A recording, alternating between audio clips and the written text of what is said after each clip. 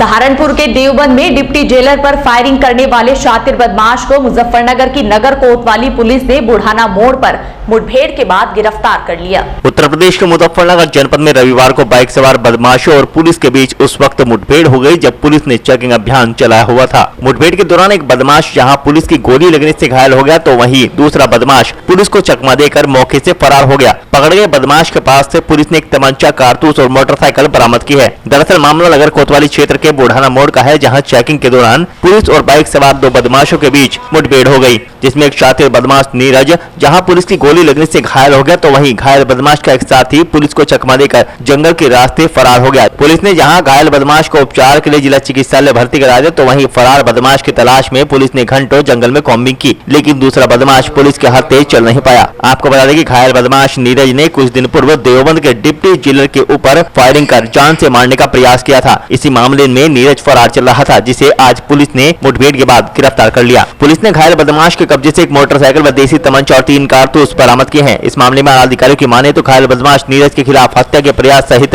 लगभग आधा दर्जन मुकदमे विभिन्न थानों में दर्ज हैं। मोड़ चौकी है, बुढ़ाना रोड है, वहाँ पे पुलिस चेकिंग करा रही थी तो इमीडिएट पुलिस को एक इनपुट मिला कि 2 लड़के इधर से मोटरसाइकिल से आ रहे हैं और जिनके पास कुछ अवैध हथियार हो सकते हैं। पुलिस ने चेकिंग जब करना शुरू किया तो जैसे ही ये रजभाई की पुलिया है जो बुढ़ाना शाहपुर बुढ़ाना रोड पे है, पुलिस को देखते ही जैसे ही पुलिस ने रोकने का प्रयास किया तो उन्होंने पुलिस के ऊपर फायर किया और रजभाई की पटरी की तरफ वो भागे। पुलिस ने जब जवाबी फायरिंग में पुलिस ने भी अपनी तरफ से जवाबी फायरिंग की तो एक बदमाश को टांग में गोली लगी, जिसके पास से एक तमंचा, 2 जिंदा कारतूस, एक खोखा जो कि पुलिस के ऊपर फायर किया था, एक मोटरसाइकिल जिस पर कोई नंबर नहीं पड़ा हुआ है वो बरामद हुई है और जो दूसरा साथी था वो गन्ने के खेत में भागा है, जिसके हम लोग कॉम्बिंग कर रहे हैं। और जो अभी जानकारी मिली है अभी तक की, जो ये बदमाश है जो पकड़ा गया है जिसके पैर में गोली लगी है, ये Neeraj son of Neeraj son of Jaipal है, जो कि थाना देवबंद क्षेत्र का रहने वाला है और जिसपे 307 जैसी गंभीर धाराओं के तकरीबन आधा दर्जन मुकदमे इस पे दर्ज हैं। और अभी जो देवबंद में एक बहुत ही गंभीर घटना हुई थी, डिप्टी जेलर के ऊपर जानलेवा हमला किया गया था, उनके ऊपर फायरिंग की गई थी, उसी घटना में ये वांटेड भी चल रहा था। क्या मुजफ्फरनगर में किसी घटना को अंजाम देने आए थे या कहीं शरण लेने आए? बिल्कुल हो सकता है कि मुजफ्फरनगर में किसी घटना को अंजाम देना इनका मकसद हो। इस बिंदु पे हम लोग गहनता से जांच कर रहे हैं और इसमें गहनता से पूछताछ करेंगे, जो भी इसमें बिंदु हैं उन सबको निकालेंगे। क्या रिकॉर्ड क्या है इसका, क्रिमिनल रिकॉर्ड? इसके ऊपर SC/ST 307 जैसी गंभीर धाराओं में तकरीबन आधा दर्जन मुकदमे दर्ज हैं और ये कंटिन्यू 2013 से कंटिन्यू अपराध कर रहा है। रिकवरी क्या हुई? इसके पास से अभी एक तमंचा और एक मोटरसाइकिल जो बिना नंबर की है वो बरामद हुई है। मुजफ्फरनगर के भोपा रोड पर IIA चैप्टर मुजफ्फरनगर द्वारा होली मिलन पारिवारिक उत्सव मनाया गया, जिसमें मशहूर कलाकारों ने अपनी प्रस्तुतियां दी। IIA का होली मिलन पारिवारिक उत्सव सभी IIA परिवार के साथ धूमधाम से वृंदावन गार्डन में मनाया गया, जिसमें टीवी व यूट्यूब के मशहूर कलाकार जावेद इकबाल सोनी, फरमान व भूरा ढोलकिया को सबने खूब सराहा। चैप्टर चेयरमैन विपुल भटनागर व सचिव मनीष भाटिया ने होली के गीतों पर अपनी शानदार प्रस्तुति दी और सभी का मन मोह लिया। IIA सदस्य परिवार की ओर से विजय कुमार, नीलम सिंगल व सक्षम अग्रवाल ने गीत गाए। कार्यक्रम का शुभारंभ चैप्टर चेयरमैन विपुल भटनागर व फेडरेशन के अध्यक्ष रजनीश कुमार, मनीष भाटिया, अनुज स्वरूप बंसल, पंकज जैन, पवन गोयल, सुधीर गोयल, मनीष जैन आदि ने संयुक्त रूप से दीप प्रज्वलित करके किया। IIA के चेयरमैन विपुल भटनागर ने सभी को होली की शुभकामनाएं दी। इस पर नवनिर्वाचित विधायक कपिल देव अग्रवाल का IIA परिवार की ओर से भव्य स्वागत किया गया। कपिल देव अग्रवाल ने कहा कि IIA में बहुत पुराना सदस्य हूँ, आप सभी का प्यार, सहयोग और आशीर्वाद उनके लिए सदा रहा है। इंडियन इंडस्ट्रीज एसोसिएशन के मुजफ्फरनगर चैप्टर का आज होली मिलन पारिवारिक कार्यक्रम है और IIA परिवार के सभी सदस्य अपनी फैमिलीज़ के साथ होली का जो पर्व है उसे मनाने के लिए, उस हर्षोल्लास का ये पर्व होता है, उसे मनाने के लिए एकत्र हुए हैं और बहुत सारे कार्यक्रम, सांस्कृतिक कार्यक्रम, कुछ बाहर से कलाकार, कुछ बॉलीवुड के कलाकार हमारे बीच में आए हुए हैं। उनका हम कार्यक्रम का आनंद लेंगे और बाद में हम फूलों की होली खेलेंगे। मुजफ्फरनगर के गांधी कॉलोनी में भारत तिब्बत सहयोग मंच का तृतीय त्रैमासिक प्रशिक्षण शिविर आयोजित किया गया। रविवार को भारत तिब्बत सहयोग मंच मुजफ्फरनगर के द्वारा बारात घर गांधी कॉलोनी पर तृतीय त्रैमासिक प्रशिक्षण शिविर का आयोजन किया गया, जिसमें मुख्य अतिथि के रूप में पंकज, राष्ट्रीय महामंत्री प्रमोद कार्यवाहक, अनिल कुमार संघ संचालक, संदीप चौधरी प्रांत अध्यक्ष, कपिल त्यागी प्रांत मंत्रिका, संदीप दास जिला अध्यक्ष, विजय वर्मा जिला महामंत्री, विष्णु स्वरूप जिला महामंत्री, नितेश बख्शी जिला कोषाध्यक्ष ने माल्यार्पण कर व पौधा भेंट कर स्वागत किया। भारत तिब्बत सहयोग मंच द्वारा प्रत्येक 3 माह में एक प्रशिक्षण शिविर का आयोजन किया जाता है, जिसमें भारत तिब्बत सहयोग मंच के वरिष्ठ पदाधिकारी द्वारा सभी सम्मानित पदाधिकारियों व सदस्य गणों को भारत तिब्बत सहयोग मंच के बारे में विस्तार से बताया गया और उनको प्रशिक्षित किया गया कि किस तरह से चीन के विरुद्ध हिंदुस्तान को कार्यवाही कर तिब्बत को चीन से आजाद कराना है, हमारे आराध्य भगवान शंकर के निवास स्थान को चीन से मुक्त कराना है, चीनी सामान का बहिष्कार कर चीन के आर्थिक रूप से कमर तोड़ना और पीओके को अनाधिकृत रूप से पाकिस्तान के कब्जे से मुक्त कराने का आंदोलन किया जाए। ऐसा है किसी भी संगठन में आज ये भारत तिब्बत सहयोग मंच की जो मेरठ प्रांत है इसका एक दिवसीय कार्यकर्ता प्रशिक्षण शिविर है। ये तो ये पश्चिमी क्षेत्र है पूरा मेरठ प्रांत, गाजियाबाद से लेके मुजफ्फरनगर और ये बिजनौर सारा रुड़की तक, इसमें रहने वाले जो प्रमुख कार्यकर्ता हैं उनका आज का ये एक दिवसीय प्रशिक्षण शिविर था। पूरे दिन भर प्रातःकाल आकर के अब ये रात्रि को अपने अपने घर जाएंगे और पूरे 3 महीने की इस बैठक में कार्य योजना बनती है कि हमने 3 महीने तक अपने क्षेत्र में किस प्रकार से कार्यक्रमों का आयोजन करना है, अपने कार्य को आगे किस प्रकार बढ़ाना है। ये आज पूरे दिन भर में ये कार्यकर्ताओं ने योजना बनाई है। किस तरह के कार्यक्रम चल रहा है, किस तरह का प्रशिक्षण किया जाएगा? ऐसा है, जो तिब्बत का विषय है 1959 से लेकर के जब चीन ने 1959 में तिब्बत पर कब्जा किया और वहाँ से लाखों लाख तिब्बती निर्वासन का जीवन भारत और अन्य कई देशों में व्यतीत कर रहे हैं, तो उनके लिए बहुत बड़ी संकट की बात है कि अपने देश को छोड़ करके दूसरे देशों में वो रह रहे हैं। जो आज यूक्रेन की स्थिति है, वहाँ के लाखों लाख लोगों को मजबूर होकर के अपने देश छोड़कर दूसरे देशों में जाना पड़ा। उससे भी भयानक स्थिति उस समय 1959 में चीन की सेना के द्वारा हुई। वहाँ लाखों लाख लोगों को आज मुजफ्फरनगर ज़िले को ये सौभाग्य मिला है कि हम लोगों ने एक प्रशिक्षण शिविर का आयोजन किया है। तो इसमें हमारे पूरे प्रांत के लगभग 12 जिलों से सब लोग आए हैं, करीब 150 लोगों की संख्या है और इन सब लोगों को आज प्रशिक्षण शिविर में भारत तिब्बत सहयोग मंच के बारे में बताया जा रहा है। हमारे इसके मुख्य अतिथि आज के माननीय पंकज गोयल जी, जो हमारे राष्ट्रीय महामंत्री जी हैं, वो हैं। और हमारा भारत तिब्बत सहयोग मंच समय समय पर तिब्बत को आज़ाद कराने के लिए आंदोलन करता रहता है। ये इसका मुख्य उद्देश्य है कि किसी भी तरह से तिब्बत को आज़ाद किया जाए चीन से, जिससे कि एक बहुत बड़ा जो हमारा रक्षा बजट है, जो हम बॉर्डर पे खर्च करते हैं पैसा, उस पैसे को हम बचा सकते हैं। और इसके अलावा दूसरा उद्देश्य हमारा यह है कि हमारे आराध्य भगवान शंकर जी का जो निवास स्थान है, जो कि कैलाश मानसरोवर पर्वत है, उसको हमें चीन के कब्जे से मुक्त कराना है, जिसके लिए हम समय समय पर आंदोलन करते हैं। और ये सब खबरें, सारा आंदोलन पूरे आसपास के ज़िलों में, सहारनपुर में, मेरठ में, गाज़ियाबाद में, पूरे हिंदुस्तान में होते हैं। ये सूचनाएं, ये खबर फिर विश्व पटल पे जाती हैं, इंटरनेशनल न्यूज़ पे जाती हैं। तो एक आंदोलन लग रहा है विश्व को कि कहीं ना कहीं अपना जो भारत तिब्बत सहयोग मंच है, इस कार्य को अंजाम दे रहा है। एक समय था जब काशी, मथुरा और अयोध्या, इस पर भी आंदोलन चल रहा था। अयोध्या के बारे में लोग कहते थे ये तो हो ही नहीं सकता है, लेकिन हम लोगों ने इसको आंदोलन को जीवित रखा और आज हमारा अयोध्या में मंदिर भी बना है। आज तक उसी तरह से, उसी तर्ज पे हमने ये आंदोलन 1999 में शुरू किया था माननीय इंद्रेश जी के मार्गदर्शन में, और अब हमें लग रहा है कि बहुत जल्द इस आंदोलन को तेजी से कर। मुजफ्फरनगर के भोपा रोड स्थित एसडी पब्लिक स्कूल में इंटरनेशनल गुडविल सोसाइटी द्वारा पुष्प प्रदर्शनी का आयोजन किया गया, जिसमें देशी व विदेशी पुष्पों का संग्रह दिखाया गया।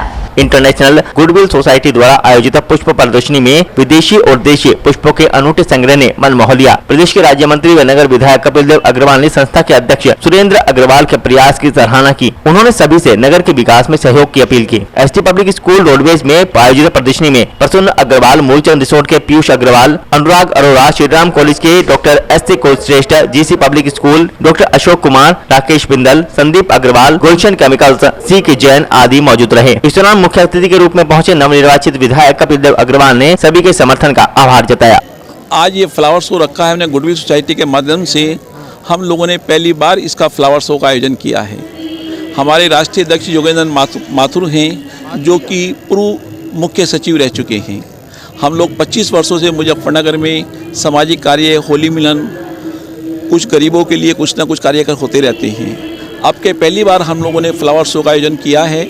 उससे पहले 25 वर्ष पहले हमारा एक फ्लावर फोरम क्लब था, जिसके माध्यम से हर साल हम फ्लावर शो करते थे और उसमें 12 मेंबर थे, लेकिन वो 25 साल पहले से बंद हो गया है। हमने इसको प्रथम बार इसको फ्लावर शो को शुरुआत करी है। यहाँ पर बहुत अच्छे सीजनल फ्लावर्स हैं, इंडोर प्लांट्स हैं, सैकुलेंट्स हैं, बोनजाई हैं, फ्लावर अरेंजमेंट्स हैं। बहुत लोगों का यहाँ हमें सहयोग मिला है, बहुत प्यार मिला है।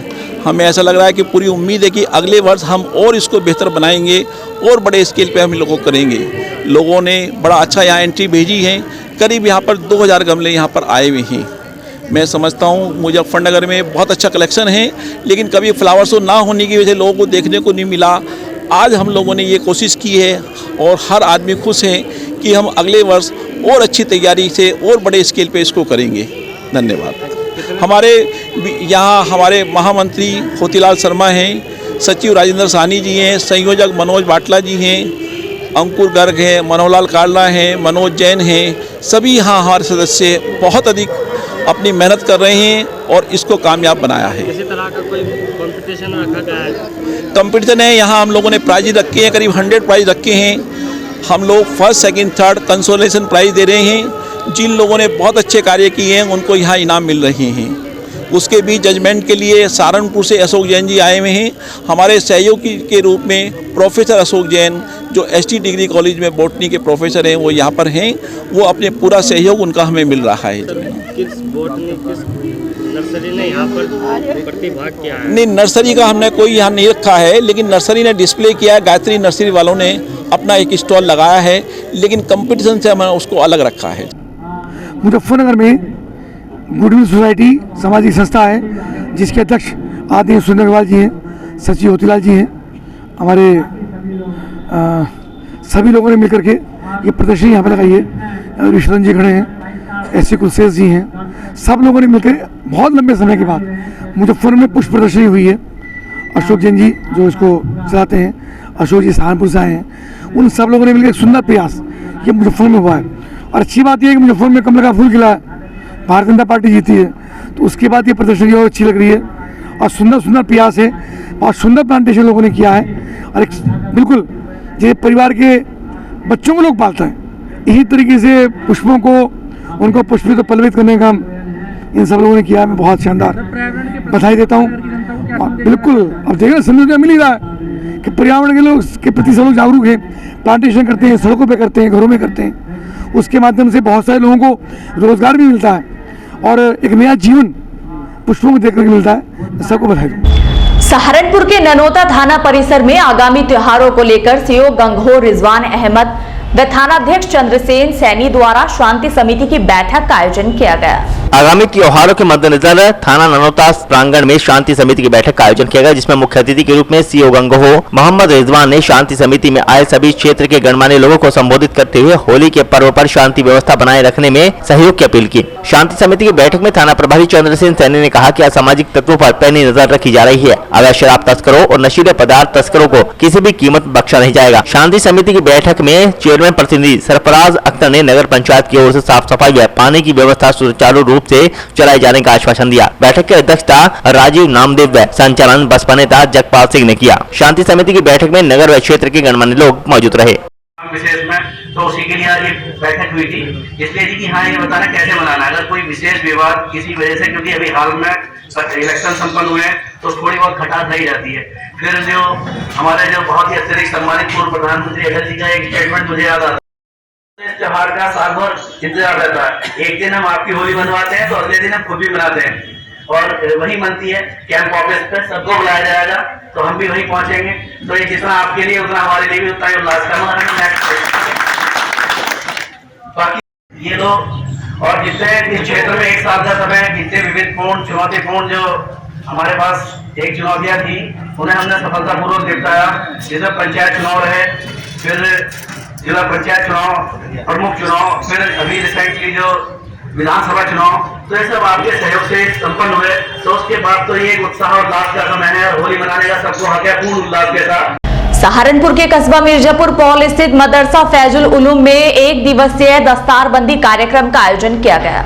सहारनपुर के मिर्जापुर पौल कस्बे में स्थित मदरसा फैजुल उलूम में एक दिवसीय दस्तारबंदी कार्यक्रम आयोजित किया गया। इस कार्यक्रम में 138 छात्र छात्राओं की दस्तारबंदी कराई गई। दस्तारबंदी में दुआ देवबंद से दारुल उलूम वक्फ के मोहतमिम मौलाना सूफियान ने कराई। रविवार को मिर्जापुर पौल कस्बे के मदरसा फैजुल उलूम में बच्चों का दस्तारबंदी कार्यक्रम आयोजित हुआ। कार्यक्रम में मुख्य अतिथि के रूप में पहुंचे दारुल उलूम देवबंद वक्फ के मोहतमिम मौलाना सूफियान ने 138 बच्चों की दस्तारबंदी कराई, जिनमें 601 लड़के व 29 लड़कियां शामिल थी। इस दौरान उन्होंने कहा कि उन्होंने इल्म हदीस व तलबा की अहमियत पर रोशनी डाली। साथ ही कहा कि हमें अपने घरों में कलाम पाक की तिलावत करानी चाहिए, इससे घरों में खैर और बरकत होती है। कार्यक्रम में मुख्य रूप से हरियाणा के बुढ़िया से आए हाफिज अब्दुल सत्तार, दिल्ली साहिब मुफ्ती तालिब हुसैन, रायपुर खानका के हजरत मुंशी अतीक अहमद, मौलाना अब्दुल रशीद, मौलाना जहूर अहमद व मौलाना अब्दुल मलिक आदि मौजूद रहे। और फिलहाल वक्त हो चला है फटाफट खबरों का। उत्तर प्रदेश सरकार द्वारा स्मार्टफोन वितरण योजना के तहत SDPG कॉलेज मुजफ्फरनगर में विद्यार्थियों को मोबाइल वितरण कार्यक्रम आयोजित किया गया। SDPG कॉलेज में शासन से प्राप्त मोबाइल फोन के वितरण का कार्यक्रम का आयोजन किया गया। शनिवार को इस कार्यक्रम का उद्घाटन महाविद्यालय प्राचार्य डॉक्टर सुधीर सिंह के द्वारा किया गया, जिसमें BSc होम साइंस व BCom सेल्फ फाइनेंस के तृतीय वर्ष के कुल 193 विद्यार्थियों को मोबाइल वितरित किए गए। जनपद में महाविद्यालय इस स्कीम में अर्धशासकीय महाविद्यालयों में अग्रणी रहा है। रविवार को कार्यक्रम के दूसरे दिन सुबह के समय BCom तृतीय वर्ष के 372 व BSc तृतीय वर्ष के 270 विद्यार्थियों को मोबाइल वितरित किए गए। विद्यार्थियों में उत्साह देखते ही बन रहा था। विद्यार्थियों का कहना था कि जो हमें ऑनलाइन कक्षा अटेंड करने में दिक्कत आती थी वो इस सरकार की स्कीम से संभवतः पूरी हो जाएगी।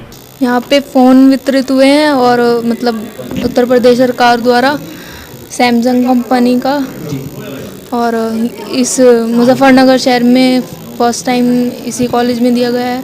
क्या कहना चाहेंगे आप सरकार के? हमारे पास मतलब अभी तक तो फ़ोन नहीं था, अब फ़ोन मिला है तो हमारी पढ़ाई में भी बहुत मदद होगी। सरकार को किस तरह धन्यवाद देना चाहेंगे? उन्होंने फ़ोन दिया है तो उनके लिए। यहाँ पर कॉलेज के जो स्टूडेंट्स हैं वहाँ पर फ़ोन मिला है सैमसंग कंपनी का, ऐसा कभी पहले नहीं हुआ है। और इस फ़ोन को मिलने के बाद जो भी बच्चों को परेशानी होती हैं उनको क्लास लेने की या ऑनलाइन क्लास होती है जो, तो वो सारी दिक्कतें ख़त्म हो जाएंगी इस फ़ोन को मिलने के बाद। और आज तक ऐसे पहले कभी नहीं हुआ है कि ऐसे फ़ोन दिए जा रहे हैं, तो हम उनका बहुत बहुत धन्यवाद। पाठ्यक्रम की छात्रा है?